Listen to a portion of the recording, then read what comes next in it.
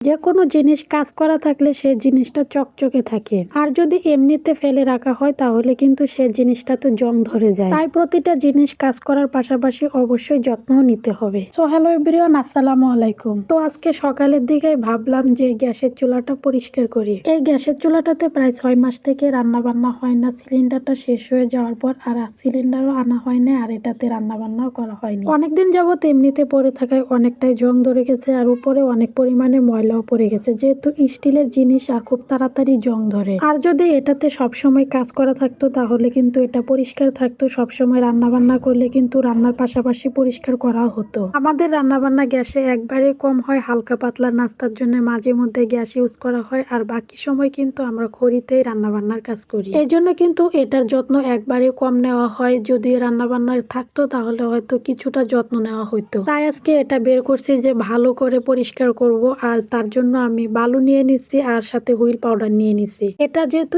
স্টিলের, এই জন্য খুব তাড়াতাড়ি জং ধরে। যে কোনো স্টিলের জিনিস কয়েকদিন এমনিতে ফেলে রাখলে জং ধরে যায়, আর এটা অনেক দিনই ফেলেছিল, এই জন্য হয়তো জংটা বেশি ধরছে। ভাবছি এটা যদি নষ্ট হয়ে যায় এর পরবর্তীতে ভালো দেখে একটা মাকে কিনে দিব, আর এখন এটাই আপাতত ব্যবহার করতে থাকুক যতদিন এটা চলতে থাকে। আর এখন নতুন করে আবার সিলিন্ডারটা আনা হবে, এই জন্য কিন্তু এটা বের করা হয়েছে যে পরিষ্কার করে আবার চালু করতে হবে, যেন মা মাঝে মধ্যে হালকা পাতলা কিছু রান্না বান্না করতে পারে। তবে আমার কাছে গ্যাসের চেয়ে খড়ি দিয়ে রান্না করতে বেশি ভালো লাগে। খড়ি দিয়ে কিন্তু রান্না খুব তাড়াতাড়ি হয়ে যায়, আর গ্যাসে এত তাড়াতাড়ি হয় না। দেখেন তো প্রত্যেকটা জিনিস কি পরিমাণ জং ধরছে। যদি যত্ন থাকতো তাহলে হয়তো এত পরিমাণে জং ধরতো না। বডিটাতে কিছু কিছু জং একবারে বসে গেছে, কোনোভাবে উঠতেছে না। ওই জন্য ছোট একটা কাঁচি নিয়ে নিলাম, আর ওটা দিয়ে কুড়ে কুড়ে তুলতেছি যেন জংগুলা উঠে যায়। কাঁচি দিয়ে এভাবে কুড়ে দেওয়ার পর দেখলাম যে অনেকটাই জং উঠে যাচ্ছে। আসলে যতনে রতন মিলে, যে কোনো জিনিসের যত্ন নিলে কিন্তু সব জিনিসই টিকে থাকে। সেটা হয়তো সম্পর্ক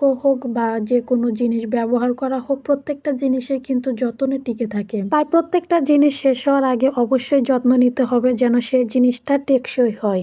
আমরা তো যে কোনো জিনিস থাকতে কদর দিতে জানি না, হারায় ফেলার পর সেই জিনিসটা খোঁজাখুঁজি করি, অনেক আফসোস করি। এটাই হলো আমাদের জীবনের সবচেয়ে বড় ব্যর্থতা। এই তো এই গ্যাসটা যতদিন ব্যবহার করছিলাম ততদিন যত্ন নিছি, আর এখন ব্যবহার করা হয় না, গ্যাসটা কিন্তু অনেকটাই নষ্ট হয়ে গেছে। আমি বালু দিয়ে ভালো করে ঘষার পর এখন এটা আমি মুছে নিলাম। এখন দেখতেই পাচ্ছেন যে অনেকটাই সুন্দর হয়ে গেছে। এখন কিন্তু দেখতেও অনেকটা ভালো লাগতেছে, যদিও জংগুলা সবগুলা উঠে নাই, হালকা পাতলা কিছু উঠছে আর অনেকগুলাই আছে। হয়তো আগে যত্ন নিলে জিনিসটা এত পরিমাণে জং ধরতো না, আর জিনিসটা দেখতে অনেক সুন্দর দেখা যেত। ধোয়া মোচার কাজ শেষ হয়ে গেছে, এখন এটাকে রোদে শুকাতে দিতে হবে, তাই রোদে শুকাতে দিলাম। যেহেতু এটা পানি দিয়ে মোছা হয়েছে, তো রোদে শুকাতে না দিলে আরো অনেক পরিমাণে জং ধরবে, তাই রোদে শুকাতে দিলাম। চুলাটা পরিষ্কার করার পর এখন কিন্তু বেশ সুন্দরই দেখা যাচ্ছে, চকচকে দেখা যাচ্ছে, তাই না? তো আজকের ভিডিওটা এখানে শেষ করছি। দেখা হচ্ছে আপনাদের সাথে নতুন কোনো ভিডিওতে। আর আমার পেজে প্রথম ভিডিওটা দেখে থাকলে পেজটা ফলো দিয়ে পাশে থাকবেন। সবাই ভালো থাকবেন, সুস্থ থাকবেন। আল্লাহ হাফেজ।